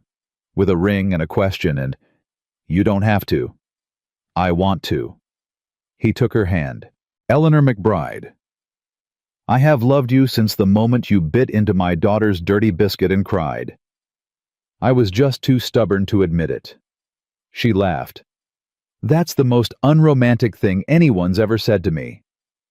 "Get used to it. I'm not a romantic man. I don't need romance. I need honesty." "Then, honestly," he met her eyes, "I can't imagine my life without you. I don't want to imagine it. So when we get home, I'm going to ask you to marry me. And I hope to God you say yes." I already said yes. That doesn't count. It wasn't official. She shook her head, smiling. You're impossible. You love it. I do. She leaned against his shoulder. God help me, I really do. The ring belonged to Caleb's grandmother. He'd kept it hidden for 3 years, tucked inside a leather pouch at the bottom of his trunk. Martha had worn it on their wedding day. He'd taken it off her finger before they buried her, unable to let that piece of history disappear into the cold ground. Now he held it in his palm, watching the firelight catch the small diamond. Pa! Sam's voice came from behind him. What are you doing? Caleb closed his fist around the ring. Nothing. That's Ma's ring. It was your grandmother's first. Sam moved closer. At 12 years old, he was already tall enough to look his father in the eye. The bruises from the mill had faded, but something in his gaze had changed. He'd seen too much, grown up too fast. You're gonna give it to Eleanor. It wasn't a question. Caleb turned to face his son. Would that bother you?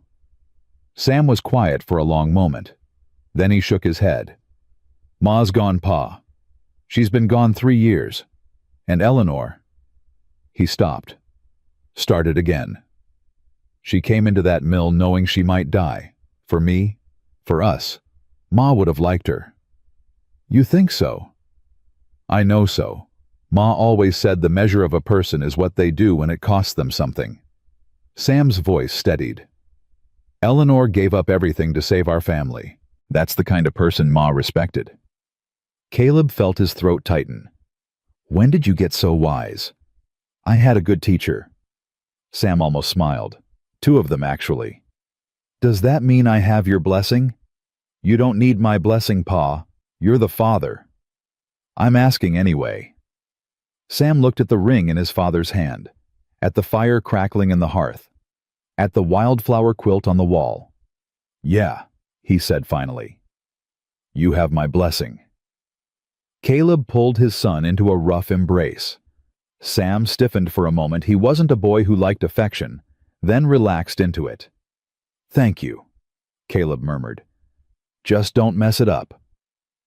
I'll try not to. They pulled apart. Sam headed toward the back room where his siblings slept. At the doorway, he paused. Pa. Yeah. Make her happy. She deserves it. Then he was gone. Caleb looked down at the ring again. His grandmother had worn it for 60 years. Martha had worn it for 12. Now it would pass to Eleanor. A new beginning, built on the foundation of everything that came before.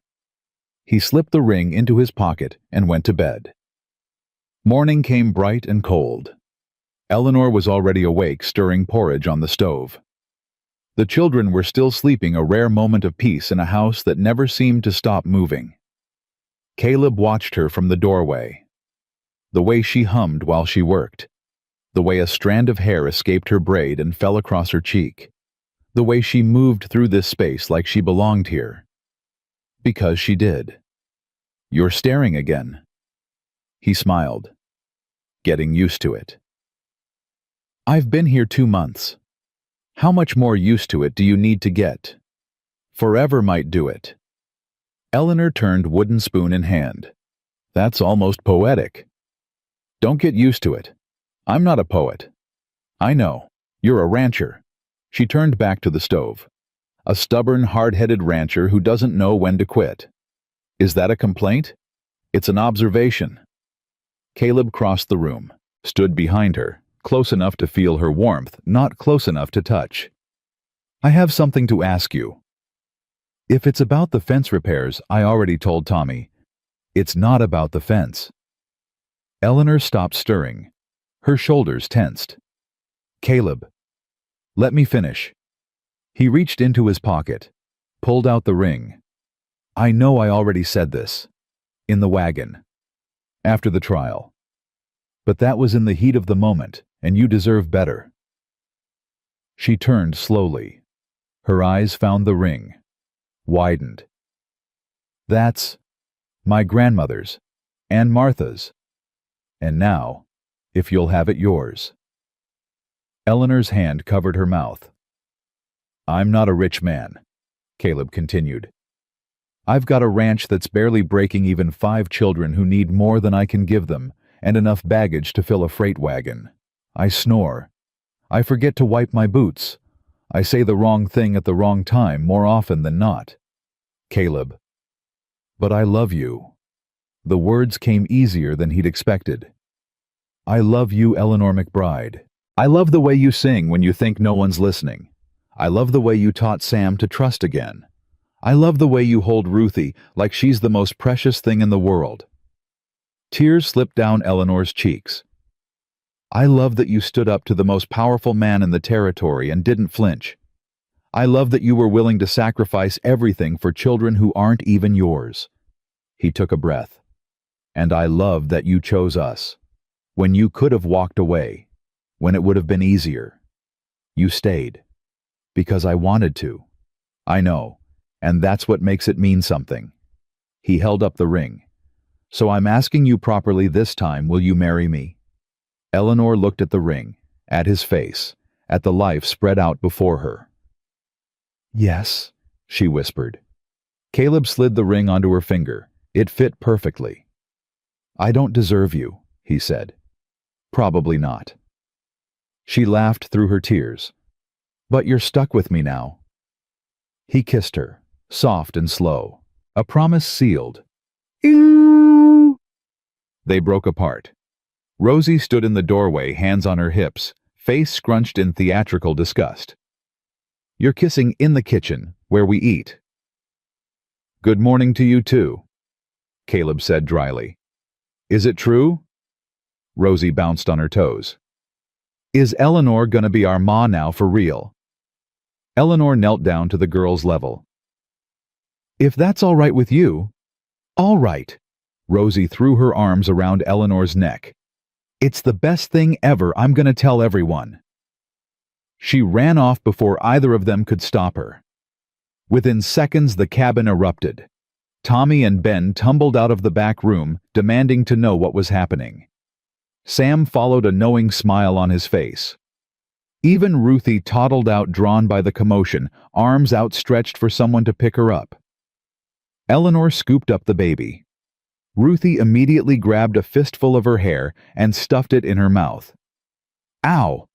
"Ruthie, no." "She does that to everyone," Tommy offered helpfully. "She likes you," Ben added. "She only eats the hair of people she likes." "That's reassuring." Caleb watched his family cluster around Eleanor. 5 children who'd lost their mother 3 years ago. 5 hearts that had been slowly healing. 5 lives that were about to change forever. "When's the wedding?" Sam asked. "We haven't decided yet." "Make it soon." Sam's voice was quiet but firm. "We've waited long enough." Caleb looked at Eleanor. She looked back at him. "Spring," she said. "When the wildflowers bloom.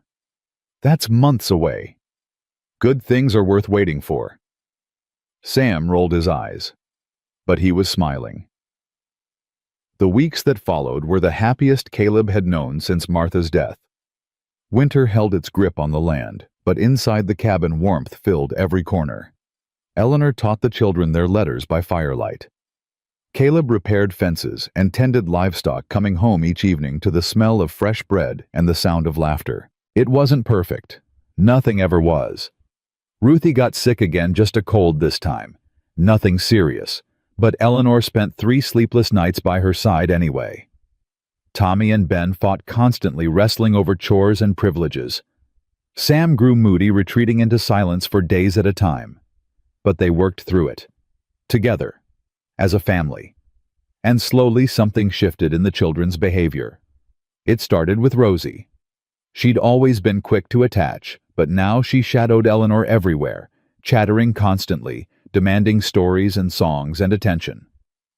"Tell me about when you were little," Rosie begged one evening, "before you came here." Eleanor hesitated. Her childhood wasn't a story for children. "I grew up in an orphanage," she said carefully, "in a big city called Philadelphia." "What's an orphanage?" a place for children who don't have parents. Rosie's eyes went wide. You didn't have a ma and pa. No, sweetheart. They died when I was very young. That's sad? Rosie crawled into Eleanor's lap. But you have us now. We can be your family. Eleanor's arms tightened around the girl. You already are. Tommy came next. He brought her a carved wooden horse, crude, lopsided, clearly his own work. Made this, he mumbled, not meeting her eyes. For you, if you want it. Eleanor turned the little horse over in her hands. It was rough and imperfect and absolutely precious. It's beautiful, Tommy. Thank you. His ears went red. It's just wood. It's a gift, from you. That makes it beautiful. He shuffled his feet. You're not so bad. For a girl. High praise. Don't let it go to your head. He ran off before she could respond, but she saw him glance back. Just once. A small smile on his face. Ben was harder to read. He watched Eleanor constantly evaluating, analyzing, testing. Do you love Pa? He asked one morning out of nowhere. Eleanor set down her mending. Yes, I do. How do you know? What do you mean? How do you know it's love? Maybe it's just convenience. You needed a place to stay. He needed help with us. Caleb, eavesdropping from the next room, held his breath. That's a fair question, Eleanor said slowly. And you're right, I did need a place to stay. Your father did need help, but that's not why I love him. Then why? Because he saw me. When everyone else looked away, he saw me as a person worth saving. Eleanor's voice softened. And because he didn't just save my body, Ben. He saved my heart. He gave me hope when I had none. He gave me a family when I thought I'd never have one. Ben was quiet for a long moment. Ma used to say, love is what you do, not what you feel, he said finally. Your mother was a wise woman. You do things, for us, every day, even when it's hard. Yes. Is that love? Eleanor reached out and took his hand. I think so. Don't you? Ben squeezed her fingers. Yeah, he said. I think so too. He didn't say anything else. He didn't have to. Sam was the last holdout. He'd given Caleb his blessing, but that didn't mean he'd fully accepted Eleanor into his heart. He was polite to her, respectful. But there was a wall between them that neither could breach, until the night of the fire. It started in the barn. A knocked-over lantern, dry hay. Within minutes, flames licked at the walls, spreading faster than anyone could contain. Caleb was in town picking up supplies. Eleanor was alone with the children. Get your siblings outside, she shouted at Sam. Now! Sam grabbed Ruthie and ran. Tommy and Ben followed, dragging Rosie between them. Eleanor counted heads. 4 children. Where was the 5th, Rosie? Sam's voice cracked. Where's Rosie? I'm here. No, she was with you. Eleanor's blood turned to ice. Rosie had broken free, gone back inside. The cabin door hung open, smoke already billowing out. Rosie! Eleanor screamed. Rosie, where are you? A small voice from inside. I can't find Mama's doll. Martha's doll. The one Rosie slept with every night. The only thing she had left of her mother. Eleanor didn't think. She ran. The cabin was filling with smoke. The heat from the nearby barn pressed against the walls, threatening to catch. She couldn't see, couldn't breathe. Rosie. I'm here. I can't find it. Eleanor dropped to her knees, crawling toward the voice. Found Rosie huddled in the corner, crying, clutching the doll she'd finally located. I've got you. Eleanor grabbed the girl, shielded her with her own body. Hold on to me. Don't let go. She crawled toward the door. The smoke was thicker now. Her lungs burned. Her eyes streamed. Almost there. Almost. The door frame groaned. Something cracked above them. Eleanor threw herself forward, pushing Rosie ahead of her, and the beam came down. Pain exploded through her leg. She screamed. Eleanor! Sam's voice closed now. Hands grabbed her arms, pulled. I've got you, come on! He dragged her out of the cabin, Rosie stumbling beside them. They collapsed in the snow 20 feet from the door. The barn was fully engulfed now. But the cabin might be saved. Men from neighboring ranches were arriving, forming bucket lines. Shouts filled the air. Eleanor lay in the snow gasping. Her leg twisted at an angle that made her stomach turn. You're hurt. Sam knelt beside her, face white with fear. You're really hurt. I'm fine. You're not fine. Your leg. Take care of your sister. Eleanor grabbed his arm. Please, Sam. I'll be all right. Sam looked at Rosie, who was clinging to her mother's doll and sobbing. He looked at Eleanor, bleeding in the snow, and something in his face changed. I'm not leaving you, he said. Sam, you went in there. For Rosie. For a doll. His voice shook. You could have died. She needed help. You always say that. Like it's nothing. Like your life doesn't matter. Sam's eyes filled with tears, the first she'd ever seen from him. But it does matter. You matter. To Pa. To the kids. To... He stopped. Swallowed hard. To me. Eleanor reached up and touched his cheek. I'm not going anywhere, she said softly. I promise. You better not. Sam grabbed her hand, held it tight. Ma. The word hung in the cold night air. Ma, not Eleanor, not Mrs. McBride. Ma. Say that again, she whispered. Ma. Sam almost smiled through his tears. You heard me. Don't make me repeat it. Eleanor laughed. It hurt, everything hurt, but she laughed anyway. Doc Hayes arrived an hour later. By then the barn was a smoking ruin, but the cabin had been saved. Caleb had ridden up at a gallop, face gray with terror, and nearly collapsed with relief when he found his family alive. Broken leg, Doc Hayes pronounced, examining Eleanor by lamplight. Clean break. You'll be off your feet for weeks. She saved Rosie, Sam said. Went into a burning building. That's either brave or stupid. It's both, Caleb said hoarsely. He hadn't let go of Eleanor's hand since he arrived. She's brave and stupid, and I love her. I love you too, Eleanor managed. Even though everything hurts right now. Doc Hayes set the leg, wrapped it tight. Eleanor gritted her teeth through the pain, refusing to cry out. Rest, the doctor ordered. Don't try to walk for at least 6 weeks, and maybe next time let the doll burn. It was her mother's doll. It was a toy. It was all she had left. Eleanor met his eyes. Some things are worth risking everything for. Doc Hayes shook his head, but he was smiling. You'll fit right into this family. Spring came slowly to Wyoming. The snow melted. The wildflowers bloomed. And Eleanor finally put weight on her leg again, limping at first, then walking, then moving almost as well as before. The barn was rebuilt bigger, stronger, with help from neighbors who'd once turned their backs on the Thornton family.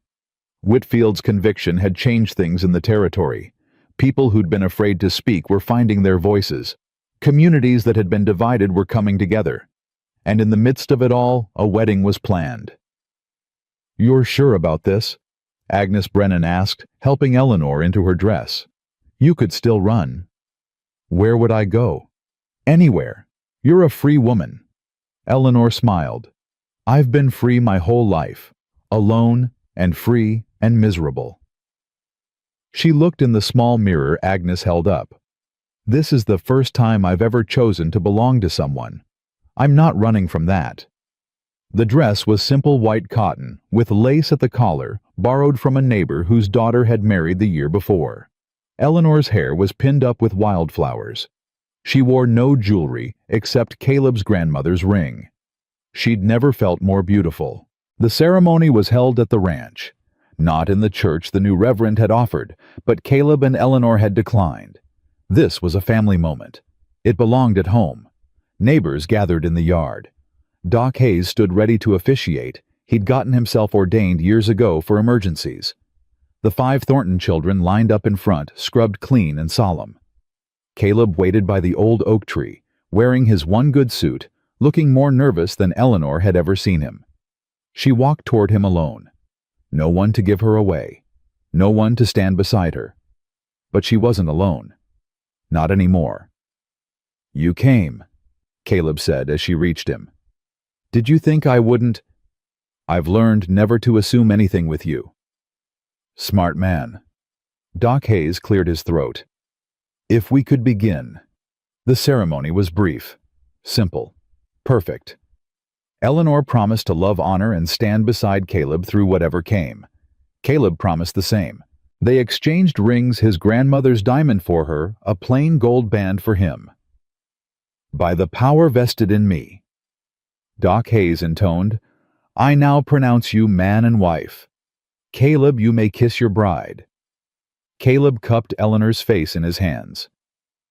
"I've been waiting to do this properly." "Then stop talking and do it." He kissed her, long and deep and full of promise. The crowd cheered, the children whooped, Rosie threw wildflowers in the air. When they finally broke apart, Eleanor was crying. So was Caleb, though he'd deny it later. "Hello, Mrs. Thornton," he said. "Hello, Mr. Thornton." She laughed through her tears. "That's going to take some getting used to." "We've got time." The celebration lasted until dark. Neighbors brought food and fiddles. Tables were set up in the yard. Children ran wild. Adults danced and laughed and toasted the new couple. Through it all, Eleanor kept catching glimpses of her new family. Sam standing with a group of boys his age, actually smiling. Tommy and Ben arguing over who got the last slice of pie. Rosie asleep on a blanket with her mother's doll clutched to her chest. Ruthie passed from arm to arm, beloved by everyone. And Caleb. Always Caleb. His hand finding hers across crowded spaces. His eyes meeting hers with a warmth that made her heart ache. This was real. This was hers. This was home. Later that night, after the guests had gone and the children were in bed, Eleanor stood on the porch looking up at the stars. Caleb came up behind her, wrapped his arms around her waist. "What are you thinking?" he asked. "About the day you found me, in the dirt outside Harwell's store. That feels like a lifetime ago." It was. She leaned back against him. "I was dying, Caleb. Not just starving dying. I'd given up. When you walked past, I was praying for it to end." His arms tightened around her. "Then your daughter dropped her biscuit, and I grabbed it. And I thought, this is it. This is how low I've fallen, fighting a child for scraps." "Eleanor, but you didn't look at me like I was worthless. You looked at me like I was human. Like I mattered." Her voice caught. "No one had looked at me like that in years. You matter more than I can ever tell you. I know that now. But back then, I thought mercy was something that happened to other people. I thought I was cursed, unlovable, destined to die alone. And now," Eleanor turned in his arms, looked up at the man who'd changed everything. "Now I have a family, a home, a purpose." She pressed her hand to his heart. "Now I have you. You've always had me. From the moment you bit into that biscuit and cried. Is that when you knew?" "That's when I suspected." He kissed her forehead. "I knew for certain the night Ruthie's fever broke. When you stood in my kitchen exhausted and thin and barely standing, and the only thing you cared about was whether my baby was going to be all right. She needed help. So did you, but you never asked for any. I didn't know how. I know." Caleb tilted her chin up. "That's what I'm here for. To help you when you don't know how to ask. To stand beside you when you think you have to stand alone. Partners. Partners. And more. More. Family." He kissed her. Soft. Tender. "You're my family now, Eleanor Thornton. Forever." She smiled against his lips. Forever is a long time. Not long enough. They stood together on the porch, wrapped in each other's arms, while the stars wheeled overhead and the wind whispered through the wildflowers. Behind them, 5 children slept peacefully in a cabin full of love. The wildflower quilt hung on the wall, and beside it now a new quilt Eleanor had started. Her own pattern. Her own stitches, adding to the legacy instead of replacing it. On the hill behind the ranch, Martha's grave rested beneath fresh flowers. "Thank you," Caleb whispered toward the hill, "for teaching me how to love, and for letting me love again." Eleanor didn't ask who he was talking to. She understood. Some loves end. Others transform. But the best loves make room for more. The next morning, Eleanor woke to 5 children piled on her bed. "Ma!" Rosie bounced on her legs. "Ma, wake up, it's breakfast time." "Ma," Tommy demanded. "Ben says I have to feed the chickens, but it's his turn." "Ma," Ben interrupted.